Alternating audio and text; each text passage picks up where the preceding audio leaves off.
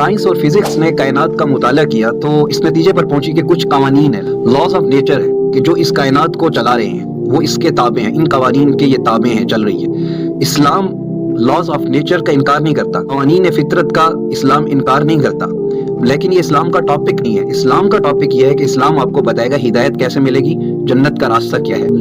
Physical world میں گفتگو کرنا یہ سائنس کا کام ہے، اور میٹا فزیکل ورلڈ یہ اسلام ہمیں بتائے گا میٹا فزیکل ورلڈ میں سائنس کا کوئی دخل نہیں ہے۔ سائنس کہتی ہے کہ جو آبزرویشن جو میرے مشاہدے میں آئے گی یا ایکسپیرینس جس کا میں تجربہ کر سکوں گی، میری لیبارٹری میں کوئی چیز آئے گی، میں اس سے گفتگو کر سکتی ہوں۔ اس کے علاوہ سائنس کا میدان ہی نہیں ہے، سائنس کا اسلام اور مذہب سے ٹکراؤ ہی نہیں ہے۔ لیکن اب لاز آف نیچر، قوانین فطرت یہ کائنات کو چلا رہے ہیں، تو اس کا مطلب یہ نہیں ہے کہ خدا کا انکار کر دیا جائے۔ کوئی بھی قانون خود سے نہیں بنتا، اور کوئی قانون خود سے بن کر کسی چیز کو چلانے نہیں لگ جاتا، بلکہ اس قانون کا بنانے والا کوئی ہوتا ہے، پھر اس قانون کو کوئی نافذ کرنے والا بھی ہوتا ہے۔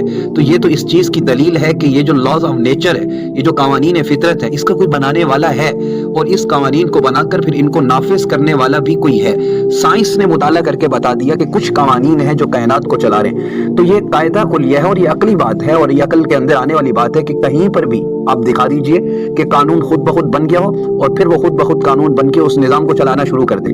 ایسا کہیں پر بھی نہیں ہوتا، بلکہ اس قانون کو کوئی بنانے والا ہوتا ہے، پھر اس قانون کو نافذ کرنے والا کوئی ہوتا ہے، تو پھر اس قانون کے تحت وہ چیزیں چل رہی ہوتی ہیں۔